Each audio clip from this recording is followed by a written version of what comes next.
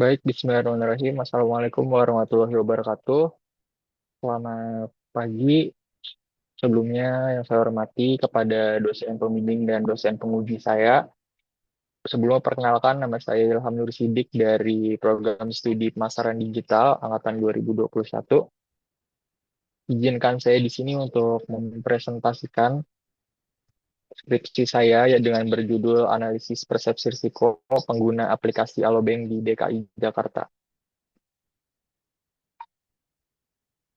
Baik, bab 1 pendahuluan. Latar belakang. Berdasarkan dari Badan Pusat Statistik, menyatakan bahwa tingkat penetrasi internet di Indonesia menunjukkan tren peningkatan dari tahun ke tahun, yakni dari 66,48% pada tahun 2022 menjadi 69,21% pada tahun 2023. Kenaikan ini didorong oleh meningkatnya kebutuhan masyarakat akan akses informasi yang cepat dan juga praktis, serta semakin tersedianya infrastruktur yang mendukung perluasan akses internet ke berbagai wilayah. Menurut survei Generasi Baru Indonesia atau GENBI pada tahun 2021, perkembangan industri perbankan saat ini menunjukkan kemajuan yang signifikan, ditandai dengan kemunculan berbagai layanan bank digital yang mulai dianggap sebagai pesaing bagi bank konvensional. Berdasarkan laporan dari Databooks tahun 2023, total nilai transaksi digital banking secara nasional pada bulan Agustus 2023 tercatat sebesar 5.098,6 triliun atau setara dengan 5,1 triliun. Angka ini menunjukkan peningkatan sebesar 1,3% dibanding bulan sebelumnya, serta mengalami pertumbuhan tahunan sebesar 11,9%. Nilai transaksi tersebut merupakan akumulasi dari berbagai kanal layanan digital perbankan, termasuk internet banking, SMS, mobile banking, dan juga phone banking. Perkembangan bank digital di Indonesia meningkat sangat pesat, termasuk kehadiran Alobank yang hadir dengan konsep digital full service banking. Berdasarkan pada tabel 1.1 tentang data aplikasi bank digital, kehadiran Alobank masih jarang ditemui oleh masyarakat. Alobank mendapatkan peringkat 55 pada aplikasi App Store, yang dimana hal ini menunjukkan bahwa Alobank memiliki peringkat paling rendah dibandingkan bank digital lainnya seperti Sibank maupun Superbank. Selain itu, berdasarkan ulasan pengguna di platform sama, aplikasi ini memperoleh rating 4.0 dari 5 yang menunjukkan adanya penilaian pelanggan yang belum sepenuhnya memuaskan. Lanjut kepada permasalahan penelitian, meskipun menawarkan kemudahan dan juga berbagai fitur menarik, Alobank mendapatkan banyak ulasan negatif dari pengguna di Play Store maupun di App Store, seperti error sistem, keluhan keamanan data, hingga proses registrasi yang bermasalah. Hal ini menandakan adanya persepsi risiko yang dirasakan oleh pengguna terhadap penggunaan aplikasi tersebut. Berikut beberapa permasalahan yang ditemui oleh peneliti pada platform App Store yang banyak dikeluhkan oleh pengguna.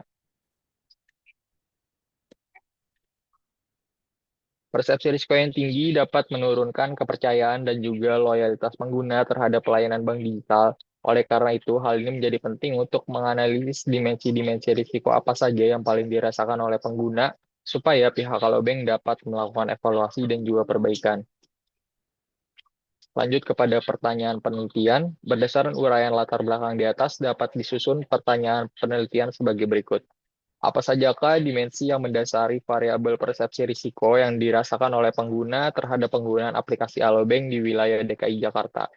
Tujuan penelitian yaitu untuk mengidentifikasi dimensi apa saja yang mendasari variabel persepsi risiko yang dirasakan oleh pengguna dalam menggunakan aplikasi Alobank di wilayah DKI Jakarta.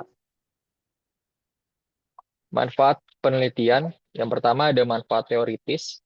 Penelitian ini diharapkan dapat memberikan kontribusi bagi pengembangan ilmu pengetahuan di bidang pemasaran digital, khususnya terkait dengan teori persepsi risiko. Hasil penelitian ini juga dapat menjadi referensi bagi penelitian-penelitian selanjutnya yang membahas topik serupa.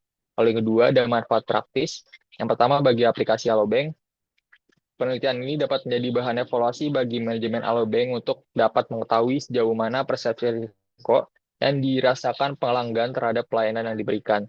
Lalu yang kedua, bagi pengguna Alobank, hasil penelitian ini dapat merepresentasikan persepsi risiko yang dirasakan oleh pengguna layanan Alobank. Dengan demikian, Diharapkan pihak perusahaan dapat lebih responsif dalam mengidentifikasi dan mengolah risiko yang dipersepsikan pengguna, sehingga pengalaman pengguna aplikasi menjadi lebih aman dan juga terpercaya. Kemudian bagi peneliti selanjutnya, penelitian ini dapat menjadi referensi dan juga dasar kajian bagi peneliti berikutnya yang ingin mengembangkan penelitian di bidang persepsi risiko, khususnya dalam konteks layanan perbankan digital seperti Alobank. Peneliti selanjutnya juga dapat memperluas ruang lingkup penelitian dengan menggunakan metode ataupun variabel yang berbeda. Lanjut kepada bab 2 kajian pustaka, yaitu persepsi risiko, merupakan suatu ketidakpastian yang dirasakan oleh konsumen ketika mereka tidak mampu untuk memprediksi secara akurat konsekuensi yang akan timbul dari suatu keputusan pembelian yang diambil. Persepsi risiko juga dapat diartikan suatu bentuk penilaian subjektif individu terhadap tingkat ketidakpastian dan juga kemungkinan munculnya hal negatif yang dapat terjadi saat menggunakan suatu produk atau layanan. Persepsi risiko juga dapat menjadi suatu konstruk yang dapat digunakan untuk mengukur tingkat keyakinan individu terhadap ketidakpastian serta munculnya hal-hal buruk yang dapat terjadi pada situasi tertentu. Dalam konteks perilaku konsumen, risiko yang dirasakan oleh pengguna memiliki pengaruh yang signifikan terhadap proses pengambilan keputusan. Karena individu akan cenderung mempertimbangkan potensi kerugian atau ketidaknyamanan sebelum memutuskan untuk menggunakan suatu produk ataupun layanan. Berikut beberapa penelitian terdahulu. Lanjut kepada bab 3, metode penelitian. Yang pertama, tempat dan waktu penelitian. Penelitian ini dilakukan mulai dari bulan Juni 2025 hingga penelitian ini selesai di wilayah DKI Jakarta melalui tahap observasi, pengajuan proposal, uji instrumen, distribusi questionnaire via Google Form kepada pengguna aplikasi Alobank, serta analisis data. Desain penelitian. Metode yang diterapkan adalah kuantitatif dengan dua pendekatan, yaitu deskriptif dan juga faktor analisis yang menggunakan CFA. Untuk populasi sendiri, dalam penelitian ini mencakup masyarakat serta individu yang pernah bertransaksi atau menggunakan aplikasi Alobank yang berdomisili di wilayah DKI Jakarta. Untuk standar kriteria sampel dalam penelitian ini yaitu yang pertama, responden berdomisili di wilayah DKI Jakarta, lalu kedua, responden berusia di atas 17 tahun, dan yang ketiga, responden pernah menggunakan dan bertransaksi minimal 1 kali dalam 6 bulan terakhir pada aplikasi Alobank.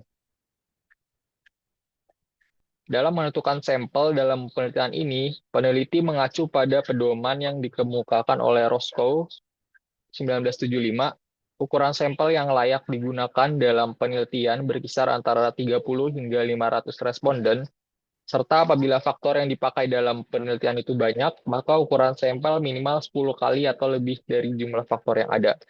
Mengacu pada pedoman tersebut, penelitian ini menetapkan jumlah sampel sebanyak 206 responden guna meningkatkan reliabilitas dan juga validitas hasil, serta untuk dapat memenuhi kebutuhan pada analisis faktor CFA yang dimana membutuhkan sampel yang besar. Teknik pengumpulan data ada dua. Yang pertama, data primer. Dalam penelitian ini dikumpulkan melalui penyebaran kuesioner secara online menggunakan platform Google Form. Kuesioner ini disusun secara terstruktur oleh peneliti dan juga digunakan sebagai instrumen utama untuk memperoleh informasi langsung dari responden yang menjadi sasaran penelitian. Lalu yang kedua, data sekunder.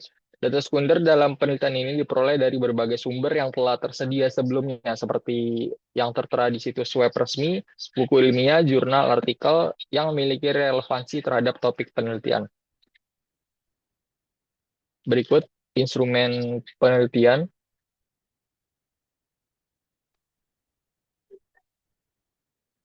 Dalam penelitian ini, instrumen yang digunakan untuk mengumpulkan data adalah kuesioner dalam bentuk angket yang disusun dengan menggunakan skala Likert. Penelitian ini menerapkan skala Likert 5 poin, di mana pilihan jawaban netral diganti menjadi cukup setuju, guna menghindari respon yang bersifat netral atau ragu-ragu, sehingga dapat mempermudah responden dalam memilih antara setuju ataupun tidak setuju. Uji instrumen penelitian. Ada dua. Yang pertama, uji validitas. Dalam penelitian ini menerapkan analisis faktor sebagai metode dalam pengujian validitas, di mana nilai faktor loading digunakan untuk menilai sejauh mana suatu indikator dianggap layak mewakili faktor tertentu. Secara umum, nilai faktor loading dalam penelitian yaitu sebesar 0,5 atau lebih. Uji validitas memungkinkan penelitian untuk dapat memastikan bahwa instrumen yang digunakan dapat diandalkan, relevan, dan juga dapat menghasilkan data yang berkualitas. Dalam penelitian ini, uji validitas dilakukan menggunakan bantuan perangkat lunak IBM SPSS versi 25. Selanjutnya, uji reliabilitas. Uji reliabilitas suatu instrumen hanya dapat dilakukan apabila kuesioner yang digunakan telah dinyatakan valid melalui uji validitas sebelumnya. Salah satu metode paling umum untuk menilai reliabilitas adalah menggunakan koefisien Cronbach's alpha yang dianggap paling sesuai untuk instrumen penelitian dengan berbasis skala Likert. Apabila suatu variabel memiliki nilai Cronbach's alpha lebih dari 0,6, maka variabel tersebut dapat dikategorikan reliable. Teknis analisis data. Analisis yang pertama itu menggunakan deskriptif, yang dimana merupakan salah satu cabang ilmu statistik yang berfokus pada proses pengumpulan, pengajian, serta pengolahan data yang bertujuan untuk memberikan gambaran yang sistematis dan juga ringkas mengenai karakteristik data. Yang kedua, analisis faktor, di mana metode analisis faktor ini menggunakan CFA, yaitu Confirmatory Factor Analysis, melalui perangkat lunak Amos untuk mengonfirmasi apakah indikator-indikator yang telah disusun sebelumnya benar-benar merefleksikan dimensi sesuai dengan landasan teori. CFA merupakan bagian dari pendekatan structural equation modeling yang digunakan untuk menilai sejauh mana seperangkat indikator mampu merepresentasikan konstruk laten secara tepat. Yang pertama, teknis analis data dalam analisis faktor, yaitu first order construct. Pembahasan pada bagian ini akan difokuskan pada analisis konstruk tingkat pertama yang dimana berisi dimensi utama dalam penelitian. Melalui proses tersebut dapat dilihat apakah keterkaitan antara item pengukuran dengan dimensi telah sesuai dengan struktur teoritis yang ditetapkan. Dengan menerapkan konfirmatory faktor analisis, penelitian ini diharapkan dapat memperoleh model pengukuran yang lebih tepat, stabil, dan juga representatif. Lalu yang kedua ada goodness of fit. Dalam proses analisis menggunakan Amos dilakukan serangkaian pengujian kelayakan model yaitu goodness of fit untuk menilai sejauh mana model struktural maupun pengukuran yang dibangun mampu memiliki data empiris. Pengujian ini bertujuan untuk memastikan bahwa model yang diajukan memiliki tingkat kecocokan yang memadai dengan data observasi, sehingga variasi antara indikator yang diamati dapat dijelaskan secara tepat oleh konstruk laten yang diukur. Selanjutnya, bab 4, hasil dan pembahasan. Hasil penelitian. Yang pertama, profil responden. Dalam penelitian ini terdapat 206 responden yang dipilih berdasarkan kriteria tertentu dan dapat dikumpulkan melalui Google Form yang disebarluaskan secara online. Responden dipilih dengan kriteria berusia 17 tahun ke atas, berdomisili di DKI Jakarta, serta pernah menggunakan aplikasi Alobank. Berikut merupakan gambaran hasil dari kuesioner yang telah dikumpulkan.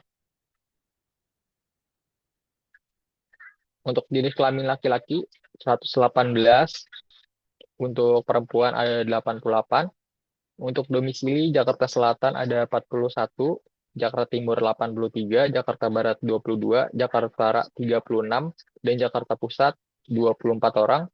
Kemudian untuk pekerjaan mahasiswa itu 161 orang, wira swasta 21, karyawan swasta 9, pegawai negeri 4, tidak bekerja 6, dan lainnya 5. Selanjutnya uji instrumen penelitian. Uji validitas, nilai faktor loading dijadikan acuan untuk menentukan kelayakan suatu indikator dalam menggambarkan faktor yang diwakilinya. Secara umum, nilai faktor loading dalam penelitian dapat diterima jika nilai mencapai 0,5 atau lebih. Uji reliabilitas, salah satu metode paling sering digunakan adalah menggunakan koefisien Cronbach's alpha yang dianggap paling sesuai untuk instrumen penelitian dengan berbasis skala Likert. Apabila suatu variabel memiliki nilai Cronbach's alpha lebih dari 0,6, maka variabel tersebut dapat dikategorikan reliable. Dapat dilihat pada tabel di samping, yang dimana faktor loading pada setiap indikator telah memenuhi atau mencapai 0,5 atau lebih, yang dimana hal ini dianggap data tersebut valid, dan juga nilai Cronbach's alpha itu telah melebihi dari 0,6, maka variabel tersebut dapat dianggap reliable. Selanjutnya, analisis deskriptif. Dimensi Yang pertama yaitu time risk. Berdasarkan hasil perhitungan analisis deskriptif pada dimensi time risk diperoleh total skor sebesar 1851 dari skor idealnya 4120 sehingga mencapai 44,9%. Temuan tersebut mengindikasikan bahwa kebanyakan responden itu setuju bahwa penggunaan aplikasi Holobank berpotensi menimbulkan risiko waktu. Pertanyaan pada T1 dan T2 menjadi indikator yang paling dominan, di mana presentasi tertinggi responden berada pada pilihan setuju dengan nilai 33% sampai 45,6%. Selanjutnya dimensi security risk.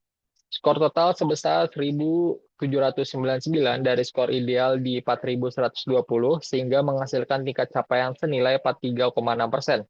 Hal ini memperlihatkan bahwa sebagian besar responden itu setuju bahwa penggunaan aplikasi Alobank masih berpotensi menimbulkan risiko keamanan. Dan pada pernyataan SE1 dan juga SE3 menjadi yang paling dominan, dengan nilai dari 39,8% sampai 40,3%. Selanjutnya pada dimensi performance risk. Pada dimensi ini, skor total itu sebesar 2.325 dengan skor ideal sebesar 5.150 dan menghasilkan capaian di angka 45,1%. Hal ini memperlihatkan bahwa kebanyakan responden juga menyatakan setuju bahwa penggunaan aplikasi Alobank dapat menimbulkan risiko performa.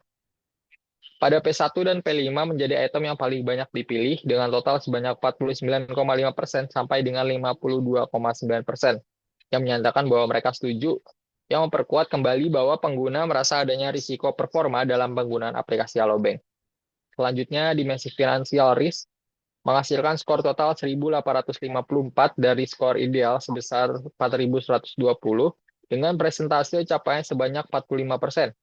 Hasil ini menunjukkan bahwasannya sebagian besar responden berada dalam kategori setuju dalam menggunakan aplikasi Alobank dapat menimbulkan risiko finansial, yang berarti mereka masih merasakan kekhawatiran tentang kemungkinan adanya kerugian finansial. Pernyataan F1 dan F3 memiliki nilai tertinggi dari pilihan setuju dengan nilai 45,41% sampai dengan 48,3%. Selanjutnya, dimensi social risk dapat diperoleh total skor senilai 1.701 dengan capaian skor ideal 3.090 sehingga menghasilkan presentasi capaian sebesar 55%. Hal tersebut menunjukkan pada kategori cukup setuju, yang memperlihatkan bahwa sebagian besar responden masih ada yang merasakan adanya risiko sosial dalam menggunakan aplikasi Alobank. Hal tersebut juga didukung dengan adanya presentasi responden yang memilih cukup setuju dengan rentang nilai yang tertinggi pada pernyataan S1 dan S3 sebesar 17,5% sampai dengan 20,9%. Selanjutnya analisis faktor CFA. Yang pertama itu first order construct dari dimensi time risk. Bisa dilihat pada gambar 4.1 menunjukkan hasil CFA pada dimensi time risk yang memiliki 4 indikator pada awalnya, namun hanya 3 indikator saja yang dipertahankan dalam model final, yaitu T01, T02, dan T03. Satu indikator lainnya itu dihapus karena tidak memenuhi kriteria kelayakan, khususnya nilai loading factor yang berada di wilayah batas minimum. Penghapusan indikator tersebut dilakukan juga sebagai bagian dari proses model refinement untuk memperbaiki struktur model pengukuran sekaligus membantu mencapai tingkat goodness of fit yang lebih optimal pada model CFA. Selanjutnya pada dimensi security risk, memperlihatkan hasil CFA pada konstruk security risk ini memiliki 4 indikator, yaitu SE01 sampai SE04, berhasil konsisten dan dipertahankan sepenuhnya dalam model final karena memenuhi kriteria kelayakan sebagai pengukur konstruk. Tidak terdapat proses eliminasi indikator pada tahap ini karena seluruh indikator menunjukkan kontribusi yang baik terhadap konstruk latent security risk. Nilai loading yang terbentuk juga berada pada kisaran 1.00 sampai 1.02 yang menandakan bahwa seluruh indikator memiliki kekuatan pengukuran yang sangat baik karena berada jauh di atas batas minimum yang telah ditetapkan. Lalu yang ketiga pada dimensi performance risk, pada gambar 4.3 menampilkan bahwa sampai pada tahap awal, konstruk ini memiliki 5 indikator yaitu P01 sampai P05. Namun setelah proses analisis, indikator P01 dieliminasi karena tidak memenuhi kriteria kelayakan, terutama karena nilai loadingnya merupakan yang terendah di antara indikator lainnya. Eliminasi ini dilakukan sebagai bagian dari model refinement untuk meningkatkan kualitas struktur model dan mendukung tercapainya goodness of fit yang optimal. Kemudian pada dimensi financial risk yang diukur melalui 4 faktor F01 sampai F04, keempat indikator tersebut dipertahankan sepenuhnya dalam model final karena seluruhnya dapat memenuhi kriteria kelayakan, serta dapat menunjukkan kontribusi yang kuat terhadap pembentukan konstruk laten financial risk. Selanjutnya pada dimensi social risk, direpresentasikan oleh 3 indikator yaitu S01 sampai S03, dan ketiga indikator tersebut juga dipertahankan dalam model final karena seluruhnya dapat memenuhi kriteria kelayakan dan dapat memperlihatkan kontribusi yang konsisten terhadap konstruk laten social risk. Selanjutnya, uji goodness of fit pada dimensi time risk. Berdasarkan hasil CFA, tabel 4.9, dimensi time risk itu menunjukkan tingkat kesesuaian model goodness of fit yang sangat baik. Hal ini ditunjukkan oleh seluruh indeks kesesuaian yang memenuhi cut-off value. Nilai P value sebesar 0,425, serta indeks lainnya seperti GFI, RMSEA telah menunjukkan bahwa seluruh indikator dianggap memiliki kecocokan yang baik, serta fitted terhadap data. Selanjutnya pada dimensi security risk, juga menunjukkan hal yang sama, mengindikasikan bahwa model ini dapat diterima karena seluruh yang tertera pada indeks telah memenuhi cut-off value. Kemudian pada dimensi performance risk juga menunjukkan hal yang serupa pada semua indeks dari nilai P sampai dengan nilai CFI itu telah memenuhi kriteria cut-off value. Yang dimana dengan demikian model pengukuran untuk dimensi performance risk dinyatakan fitted dan sesuai dengan data yang digunakan dalam penelitian ini. Selanjutnya dimensi financial risk juga menunjukkan hal yang serupa bahwa hasil uji goodness of fit itu telah memenuhi cut-off value pada kriteria yang telah ditentukan sebelumnya. Yang mana hal ini menunjukkan bahwa keseluruhan model pengukuran pada dimensi ini dinyatakan fitted dan sesuai dengan data penelitian. Lalu yang kelima, dimensi social risk yang terakhir, yaitu menunjukkan hal serupa juga bahwa pengujian goodness of fit ini pada dimensi social risk mengindikasikan bahwa model telah memenuhi kriteria kecocokan yang dipersyaratkan sebelumnya dengan nilai P sebesar 0,330 yang berada di atas batas minimal. Dan juga pada indeks lainnya juga tercatat telah memenuhi cut-off value yang disarankan. Dengan terpenuhinya seluruh indikator tersebut, model pengukuran untuk dimensi social risk dapat dinyatakan berada dalam kondisi fitted. Selanjutnya, pada pembagian pembahasan. Berdasarkan hasil analisis CFA, confirmatory factor analysis, seluruh dimensi persepsi risiko, yaitu time risk, purity risk, performance risk, financial risk, dan social risk, menunjukkan nilai goodness of fit yang memenuhi seluruh cut-off value. Hal ini mengindikasikan bahwa kelima dimensi tersebut benar-benar telah membentuk konstruk persepsi risiko pada pengguna aplikasi Alobank di DKI Jakarta. Temuan ini juga memperkuat kerangka teoritis yang digunakan dalam penelitian, khususnya pada persepsi risiko yang diadaptasi oleh IAS tahun 2022, yang menyatakan bahwa persepsi risiko dalam penggunaan mobile banking terbentuk dari 5 aspek utama, yaitu risiko waktu, keamanan, kinerja, finansial, dan juga sosial. Hasil penelitian ini juga menunjukkan konsistensi dengan fenomena yang dijelaskan dalam latar belakang, di mana ulasan pengguna di App Store menggambarkan keluhan terkait gangguan sistem, kekhawatiran akan kebocoran data, proses transaksi yang lambat, risiko kehilangan dana, hingga dampak sosial seperti rasa malu dari keluarga sampai teman terdekat akibat menggunakan aplikasi yang seringkali bermasalah. Dan secara keseluruhan pembahasan ini menunjukkan bahwa persepsi risiko pengguna aplikasi Alobank terbentuk secara multidimensional dan saling melengkapi. Seluruh dimensi risiko juga terbukti valid dalam hal menjelaskan bagaimana pengguna di DKI Jakarta menilai potensi kerugian, ketidaknyamanan, dan juga ancaman saat berinteraksi dengan aplikasi Alobank. Hasil ini juga memberikan gambaran bahwa peningkatan keamanan, perbaikan pada kinerja aplikasi, Respon cepat terhadap kendala, serta pengelolaan persepsi publik menjadi aspek yang sangat penting yang perlu diperhatikan oleh pihak alobank. Lalu yang terakhir, bab 5 penutup.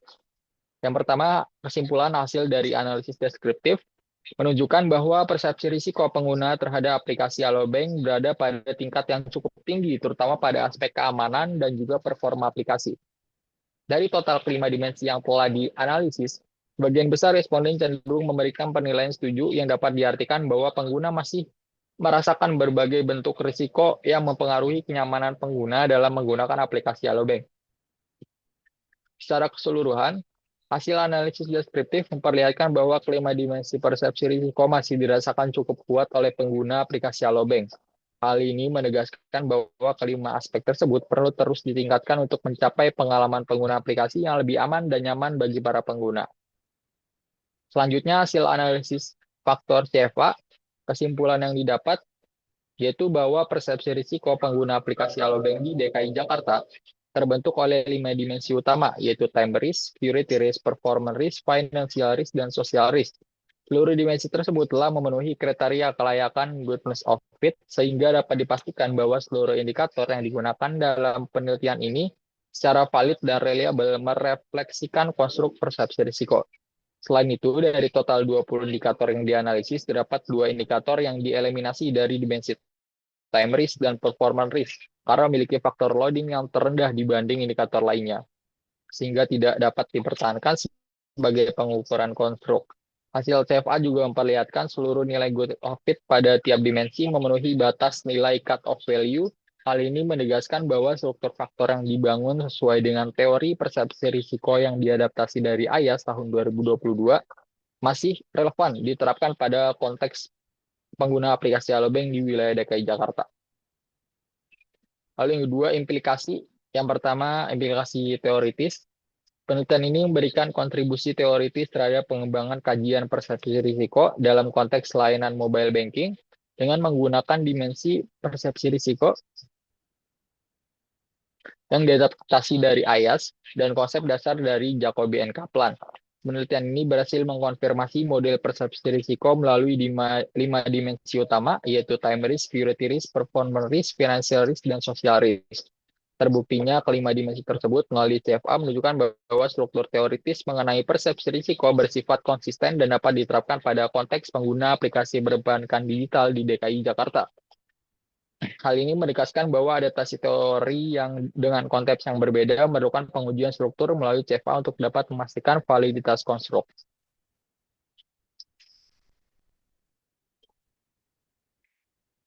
Selanjutnya, implikasi praktis.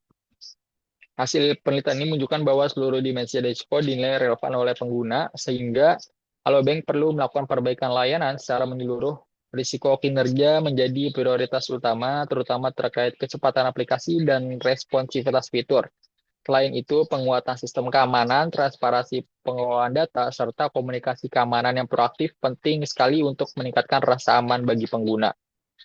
Sementara itu, risiko sosial dan finansial dapat diminimalkan melalui kampanye literasi digital agar pengguna lebih memahami penggunaan aplikasi secara aman dan meningkatkan kepercayaan terhadap pelayanan alobank. Lalu ada keterbatasan penelitian. Yang pertama itu cakupan sampel hanya terbatas pada wilayah Jakarta saja. Penelitian ini hanya dilakukan pada pengguna aplikasi alobank yang berdomisili di wilayah DKI Jakarta. Maka dari itu, hasil penelitian belum tentu dapat digeneralisasikan untuk pengguna di daerah lain yang mungkin memiliki karakteristik perilaku, tingkat literasi digital, atau pengalaman penggunaan mobile banking yang berbeda. Lalu yang kedua, pendekatan penelitian hanya kuantitatif. Seluruh data hanya dikumpulkan melalui kuesioner dengan skala Likert tanpa melibatkan wawancara mendalam atau metode kualitatif lainnya. Pendekatan kualitatif sebenarnya dapat memberikan pemahaman yang lebih luas mengenai pengalaman, persepsi, dan juga alasan spesifik penggunaan dalam menghadapi risiko pada aplikasi alobank. Lalu yang ketiga, instrumen yang terbatas pada item persepsi. Instrumen penelitian hanya mengukur persepsi risiko pengguna tanpa mempertimbangkan variabel perilaku lainnya seperti tingkat kepuasan, loyalitas, atau niat penggunaan secara berulang. Variabel-variabel tersebut dapat memberikan gambaran yang lebih komprehensif mengenai dampak persepsi risiko pada penggunaan aplikasi. Lalu yang keempat, CFA hanya menguji kesesuaian model pengukuran. Pada penelitian ini itu tidak menguji hubungan antar variabel atau pengaruh persepsi risiko terhadap perilaku pengguna lainnya, karena analisis dibatasi pada konfirmasi faktor saja. Dengan demikian, penelitian ini belum dapat dijelaskan bagaimana persepsi risiko dapat mempengaruhi keputusan atau perilaku penggunaan aplikasi. Selanjutnya, pada bagian rekomendasi, yang pertama, memperluas cakupan wilayah penelitian. Penelitian selanjutnya disarankan untuk dilakukan di wilayah lain di luar DKI Jakarta, meskipun DKI Jakarta pada penelitian ini dipilih karena tingkat adaptasi teknologinya tinggi, namun beberapa kota di sekitar Jakarta mulai menunjukkan pengembangan adopsi layanan digital yang semakin pesat. Dengan memperluas cakupan wilayah, peneliti dapat memperoleh gambaran yang lebih beragam mengenai persepsi risiko pengguna, sehingga hasil penelitian menjadi lebih representatif dan juga dapat dibandingkan antar wilayah. Lalu yang kedua, menggunakan pendekatan mixed method, karena penelitian ini hanya menggunakan metode kuantitatif berbasis kuesioner. Peneliti selanjutnya dapat menambahkan pendekatan kualitatif seperti wawancara yang mendalam. Pendekatan tersebut dapat menggali lebih jauh faktor emosional dan juga sosial yang tidak dapat dijelaskan hanya dengan data numerik pada metode kuantitatif. Lalu yang ketiga, menambahkan variabel perilaku lainnya. Sejalan dengan keterbatasan instrumen yang hanya mengukur persepsi risiko, penelitian selanjutnya dapat menambah variabel lainnya seperti kepuasan pengguna, loyalitas, kepercayaan, maupun niat penggunaan kembali. Variabel ini dapat memberikan pemahaman yang lebih komprehensif mengenai bagaimana persepsi risiko itu dapat mempengaruhi perilaku pengguna aplikasi Alobank secara keseluruhan. Dan yang terakhir, dapat mengembangkan analisis yang menguji hubungan antar variabel. Karena penelitian ini hanya melakukan konfirmasi faktor dan tidak menguji pengaruh antar variabel, penelitian mendatang dapat mempertimbangkan penggunaan structural equation modeling atau SEM secara penuh. Dengan demikian, peneliti dapat menganalisis tidak hanya kesesuaian model pengukuran saja, tetapi juga hubungan kasual atau pengaruh antara persepsi risiko dan variabel perilaku lainnya. Hal ini akan memberikan gambaran yang lebih komprehensif tentang bagaimana risiko dapat mempengaruhi keputusan penggunaan aplikasi seperti Alobank. Baik, mungkin cukup itu saja presentasi skripsi dari saya. Wassalamualaikum warahmatullahi wabarakatuh.